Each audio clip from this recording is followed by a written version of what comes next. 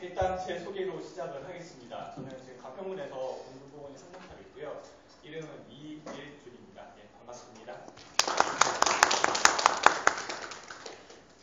뭐 믿고 오셨는지 모르겠지만 일단 열심히 해보겠습니다. 뭐 짧은 시간에 좀 많이 도움이 되셨으면 좋겠고요. 일단 목표는 이거는 무조건 끝낼 겁니다. 4월 마지막 주 토요일 31일, 4월 31일 맞죠? 4월 31일인가? 그때까지 소아과 산부인과 다 끝낼 거고요. 그러면 3번 할 겁니다. 다다음 주 토요일 날 한 번 하고 그 다음 주에 또 한 번. 그렇게 총 오늘까지 합쳐서 3번 만에 소아과 산부인과 무조건 끝낼 겁니다. 이건 무조건. 그러니까 오늘 소아과에 한 3분의 2 정도 하게 될 거고요. 그 다음 시간에 소아과 3분의 1과 산부인과 3분의 1을 하게 될 거고 그 다음 시간에 산부인과 3분의 2를 해서 다 끝낼 겁니다. 이거는 변동사항 없습니다. 이거 무조건 제가 끝낼 거고요. 요번에 준비해보니까 짧은 시간에 많은 걸 준비하려니까 진짜 힘들긴 하더라고요. 그래도 어쩔 수 없습니다. 저한테 시간이 없기 때문에 그거는 제가 공원컨대 그때까지 끝낼 거고 진도는 그렇게 나갈 거고요. 4월 말까지 소아과 산부인과 끝내고 나면 4월 둘째 주까지 하고 저는 더 이상 없습니다. 4월 둘째 주까지 하고 저는 이제 마음의 준비를 하고 인턴을 들어가야 되기 때문에 4월 둘째 주까지만 할 겁니다. 그러면 4월 말까지 소아과 산부인과 끝내고요. 4월 둘째 주까지 그 외과 소화기 쪽은 다뤘어요. 소화기 할 때 같이 했었어요. 소화기 빼고 총론 부분이랑 그 소화기 외에 다른 부분 플러스 마이너에 그 메이저랑 겹치는 부분 또 중요한 부분들이 마이너로 가 있는 부분들이 있어요. 그런 거 뽑아서 또 할 거예요. 그렇게 합쳐서 4월 둘째 주까지 무조건 끝낼 거예요. 저에게 시간이 더 없어요.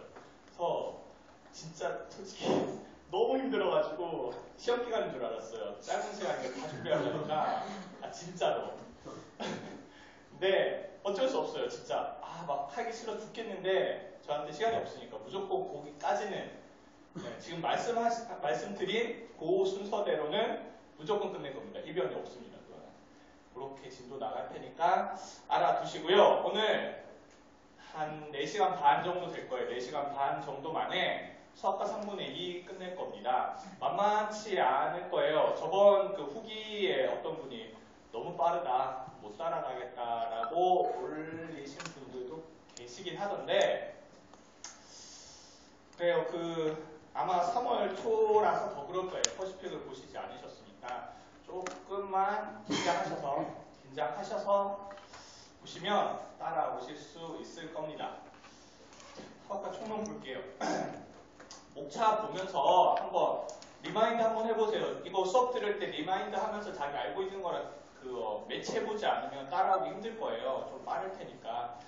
일단 서론에서는 소아의 진찰과 성장과 발달을 볼 거예요. 뭐 소아의 진찰 자체는 그렇게 양이 많지 않아요. 수학과 총론에서 제일 문제되는 부분은 성장과 발달이에요. 이 부분은 외울 게 너무 많아요. 그리고 답도 없어요. 그리고 부판은 모르겠는데 수학과 시판 새로 나온 거 알죠? 수학과 시판 새로 나왔어요. 수학과 시판에서 그 몇 개월에 뭐 한다, 몇 개월에 뭐 한다 다 바뀌었더라고요. 뭐 어떡하겠습니까? 그 애들이 그 발달하면서 경제가 발달하면서 성장 과정이 일어나는지 뭐 아니면 점점 진화가 일어나는지 몰라도 바뀌었더라고요. 바뀐 걸로 준비해왔어요. 바뀐 걸로 준비해왔으니까 이걸로 보셔야겠죠? 뭐 수학과 교수님들이 쓰신 책이니까 그걸 기준으로 내실 테니까 교수님들이 퍼시픽 보고 내는 거 아니잖아요. 그러니까 수학과 시판 기준으로 말씀을 드리겠습니다. 그래서 각 부의 성장 이거 개월수 다 외워야 돼요. 너무 헷갈리잖아요. 그래서 제 강의 특징 중에 하나가 C줄 날줄이라고 해가지고 겹치는 부분들은 뒤로 따로 정리를 했어요. 그래서 어떻게 했냐면 책에서는 그딴 식으로만 봤잖아요. 뭐 대천문이 닫히는 시기 몇 개월, 뭐 소천문이 닫히는 시기 몇 개월, 뭐 유치가 나는 시기 몇 개월 이렇게만 봤잖아요. C줄로 한번 엮었으면 날줄로 한번 엮자고 해가지고 맨 뒤에 따로 정리했어요. 1개월에는 뭐뭐뭐, 2개월에는 뭐뭐뭐, 3개월에는 뭐뭐뭐 이런 식으로 한 번 더 정리했어요. 그러면 훨씬 도움이 될 거예요. 유치가 나는 시기에 이런 것도 같이 있네? 이런 식으로 하면은 조금 더 그 지식에 접근하는 게 빨라질 거예요. 그래서 그렇게 따로 한번 정리를 했고요. 뭐 반사, 청소년기는 이제 SMR, 그 단계에 따른 성장. 아시죠? 그런 거 보시면 될 거예요. 영양 부분도 뭐 비타민, 염류, 모유수유 이쪽 부분도 중요하죠. 모유수유랑 이유식 이렇게 보시면 되고요. 치료 원칙 그리고 전해질 평형, 유전 부분은 뭐 중요한 다음 증후군, 터너 증후군, 성염색체 이상 증후군, 클라인펠터 증후군 있죠. 그리고 유전성 대사질환에는 뭐 페닐케톤류증이랑 윌슨병 한 번씩 머릿속에 리마인드 하시고요. 소아과 총론이 워낙 그 질병 단위로 되어 있지가 않아가지고 목차 만들기가 되게 힘들었어요. 좀 애매하거든요. 그래서 좀 목차가 좀 많은데요. 그렇다고 약이 많은 건 아니고요. 보시면 될 거예요. 면역학 때는 범, 적, 감마글로불린 혈증 한체에 다 없는 거예요. 흉선무형성증 볼 거고요. 흉선무형성증에서는 이름은 흉선무형성증인데 우리가 생각해야 될 거는 구갑상선이 만들어지지 않는다는 걸로 생각을 해야 돼요. 왜냐하면 흉선무형성증이 환자가 올 때는 테타니로 와요. 저칼슘혈증에 의한 테타니로 와요. 그리고 흉선무형성에 의한 주소로 오질 않아요. 물론 흉선무형성 때문에 면역력이 떨어져 있기는 해요. 근데 그것 때문에 오지는 않아요. 그러니까 오히려 우리가 머릿속에 가져야 될 건 구갑상선이 만들어지지 않았다는 거랑 구갑상선이랑 흉선이 만들어지는 동시에 만들어지는 여러 장기들이 동시에 기형이 생겨요. 그래서 뭐 생선 입모양이라든지 뭐 이런 여러 가지 기형이 있고 저칼슘혈증이 같이 왔다. 그러면 디저지 신드롬이에요. 보시면 되고요. 신생아 부분은 정상 신생아의 생리를 알아야 돼요. 신생아는 그 어른이랑 달라서 뭔가 비정상적으로 보이는 것들도 정상인 것들이 많아요. 그걸 알아야 돼요. 왜? 의사로서 큰일 났다 해버리면 안 되잖아요. 정상 소견인데 비정상으로 보이는 거니까 우리가 알아뒀다가 환자분한테 이거는 정상 소견이니까 며칠이 지나면 없어집니다라고 설명해 줄 수 있어야 되기 때문에 우리는 여기서 신생아의 정상 피부 소견을 알아야 돼요. 왜냐하면 너무나 비정상 같거든요. 이름도 독성 홍반이에요. 이거 문제 있는 것 같아. 이러면 안 된다는 거죠. 그거는 정상적으로 있을 수 있고 자연적으로 소실된다는 거니까. 그리고 신생아 관리 부분, 그리고 미수가 부분도 볼 거예요. 가수가. 분만 손상은 뭐 머리 다치고 신경 다치고 뭐 이런 거겠죠. 쇠골 골절되고 기억나실 거예요. 가사 부분 아프가 스코어 보시면 되고요. 아프가 스코어는 좀 애매해요. 교과서에도 언급되어 있어요. 아프가 스코어는 별로 그러니까 큰 효용성이 없다라고 교과서에도 언급이 되어 있는데 문제는 나오더라고요. 좀 애매하고요. 그래도 알아야겠죠. 신생아 질환에는 IBS 알죠? 서펙턴트 없는 거예요. TT에는 폐에 물이 많이 찬 거예요. 태변 흡입 증후군은 태변 먹은 거고요. 태변이 호흡기계로 들어간 거고요. 신생아 황달은 애기들은 거의 대부분 황달이 생겨요. 거의 대부분. 그럼 정상소견이네? 네, 정상소견이에요. 애들이 황달이 있는 건 문제가 안 돼요.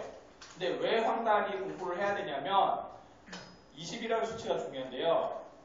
20이 넘어가면 꼭 20이 넘어간다고 100% 그런 것도 아니고 20이 안 넘어간다고 그런 건 아니지만 대충 기준이 20이 넘어가면 핵황달이 생겨요. 핵황달이 생기면 신경계로 후유증을 남기기 때문에 그거는 문제가 돼요. 황달 자체가 문제가 되는 건 아니지만 얘네들이 핵황달로 발전하는 게 문제가 되기 때문에 그거를 막아줘야 돼요. 그래서 알아두셔야 되고요. 이따가 보면 되고요. 신생아 괴사성 장염은 애들이 장이 망가진 거죠. 탈수열은 별거 아니에요. 그냥 엄마가 추울까봐 너무 따뜻하게 둬가지고 열이 오르고 그게 많이 나은 거예요. 탈수가 많이 된 거예요. 어렵지 않은 거고요. 신생아 동물원도 어렵지 않고요. 예방접종 여기도 외울 게 많죠. 어쩔 수 없어요. 몇 개월에 뭐 한다 다 외우셔야 돼요. 그리고 중요한 건 생백신 그리고 특수한 경우에 예방접종을 어떻게 해야 되느냐 이런 것도 짚고 넘어갈 거예요. 수동력 면역은 이뮤노글로불린 주는 거고요. 한번 리마인드를 하셨으면 본론으로 들어가겠습니다.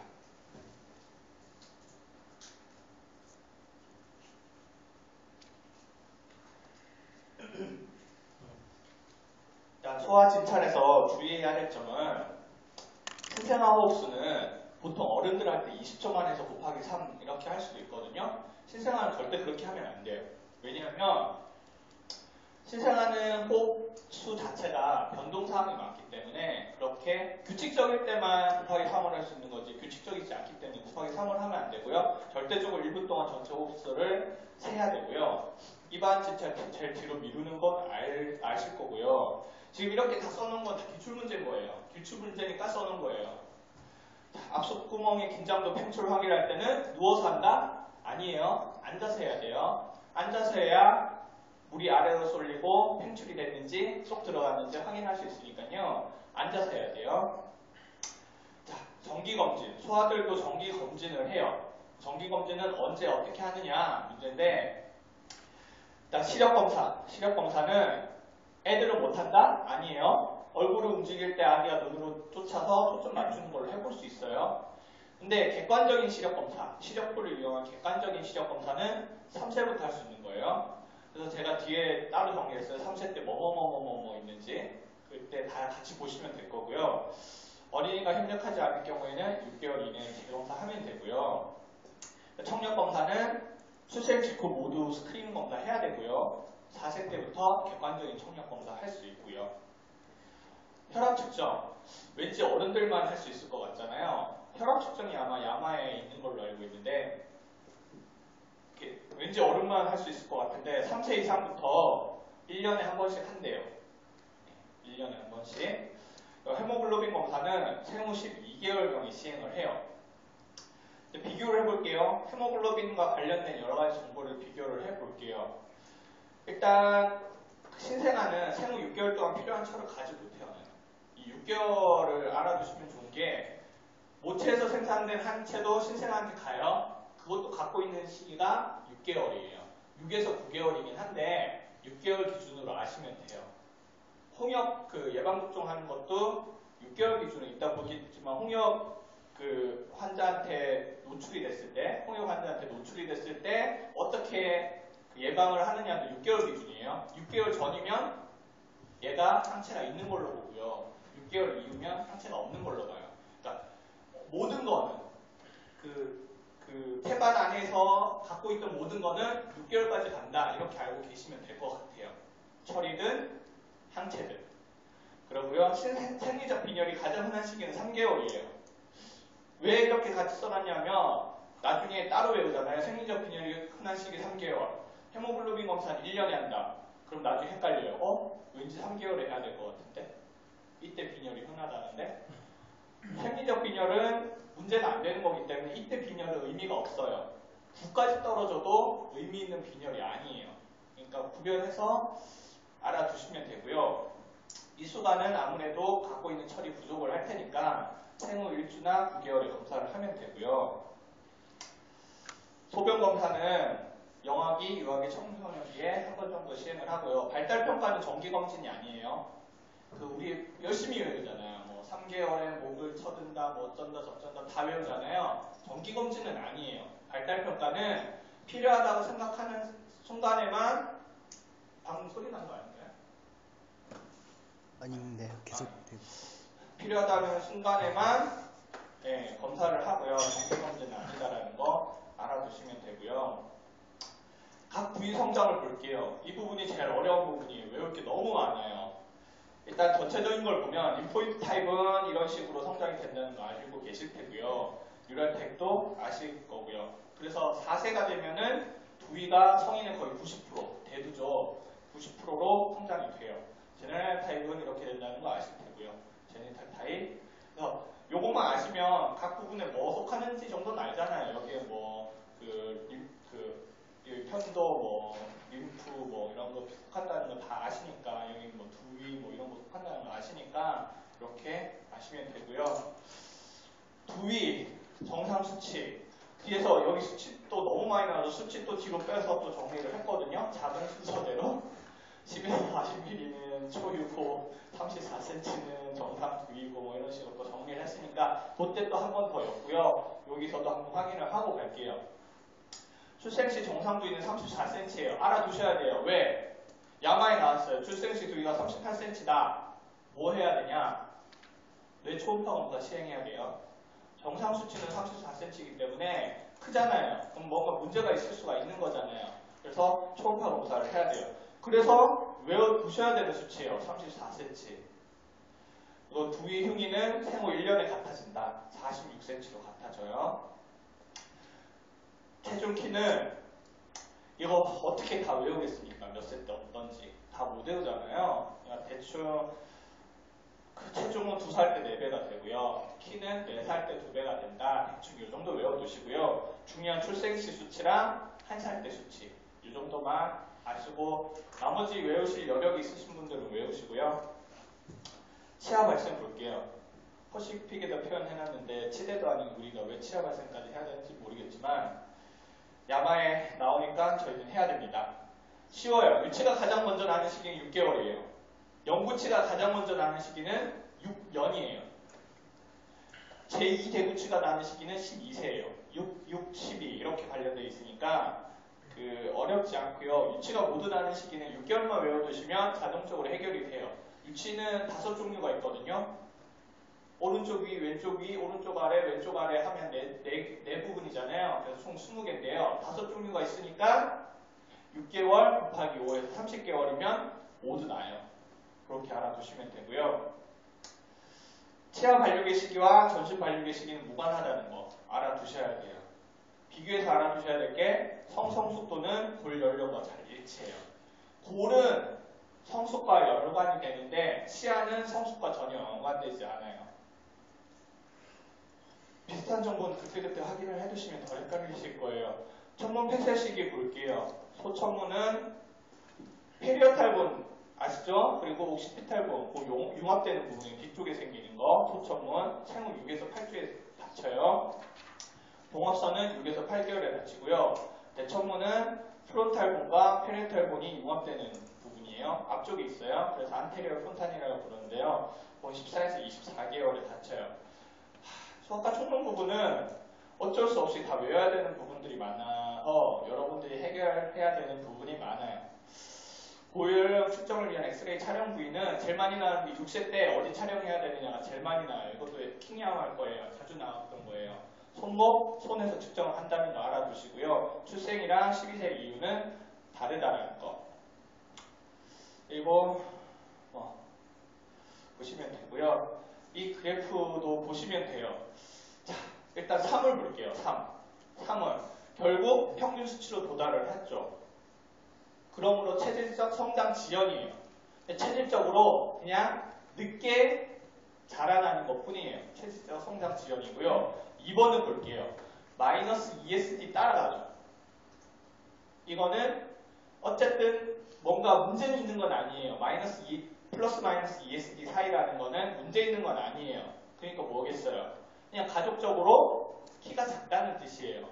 4번은 자라다 멈췄죠. 그러니까 생후에 뭔가 문제가 있어서 성장이 저하가 된 거고요.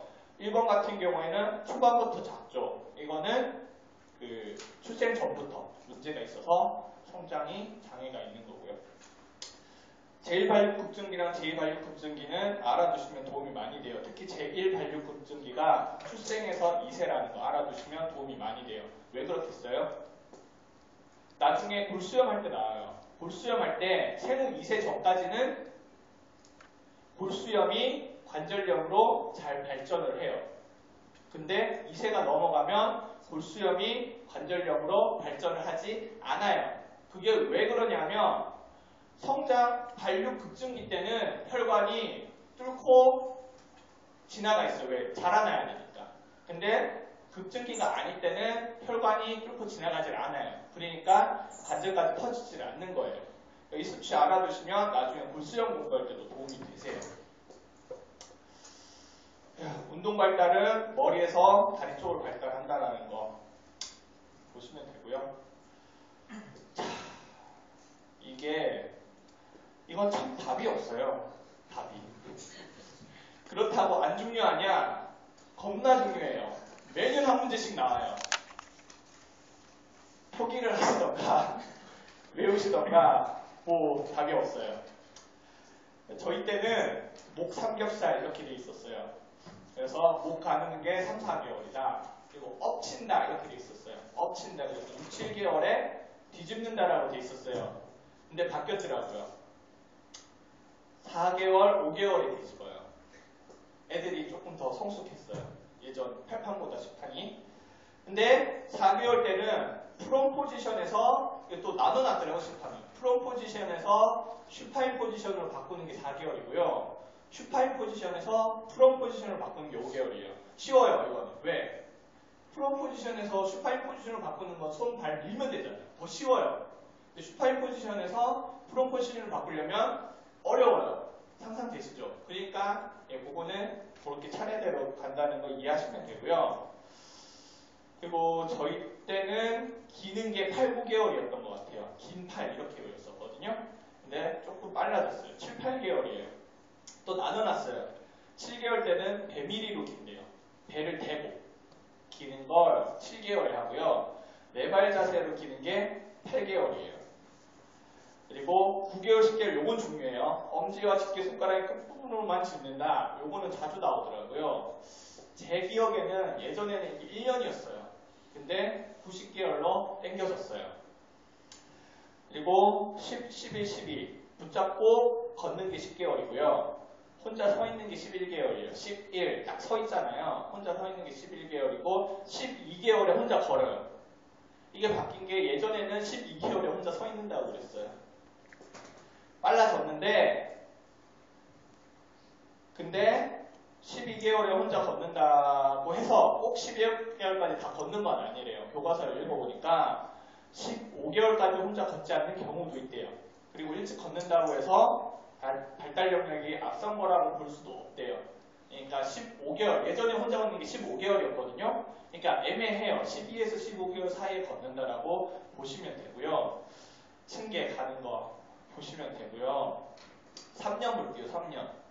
3년에 되게 중요한 문장 있죠. 3년에는 세발 자전거를 타고 3까지 세지만 세수는 못하고 손은 씻는다. 되게 중요한 문장이에요. 이거는. 알아두시면 너무 많은 정보가 갖고 있어요. 3살에는 세발 자전거를 타고 3까지 세지만 세수는 못하고 손은 씻는다. 세수 못하는 거 왜? 세수는 4살 때. 세수는 4살 때. 그래서 3년 때 세발 자전거 타는 걸 아실 거예요. 3살 때 같이 할 수 있는 게 혼자 층계를 내려오는 거 할 수 있어요. 층계 올라가는 것보다 내려오는 게 힘들거든요. 한쪽 발로 버틸 수 있어야 내려갈 수 있는 거예요. 같이 외울 수 있어요. 혼자 층계를 내려온다랑 한쪽 발로 잠깐 서 있는다랑은 같이 외울 수 있는 거예요. 그래서 제가 같이 써놨고요.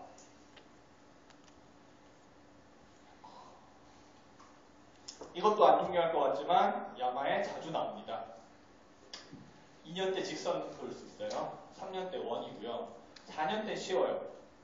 그 수직선이랑 수평선 같이 그릴 수 있는 거예요. 십자가도 그릴 수 있고 삼각형도 그릴 수 있는 거예요. 4년 때. 5년 때가 헷갈릴 수 있어요. 4년 때 쉬워서 5년 때 오각형이라고 생각할 수 있을 것 같은데 5년 때는 삼각형이 더 어려워요. 삼각형 할 수 있고요. 이것도 보시고요. 뭐 이거는 뭐 각자 외우셔야지 방법이 없습니다. 2개월 때 사회적 미소 할 수 있고요. 10개월 때 좀 중요한 내용이 많아요.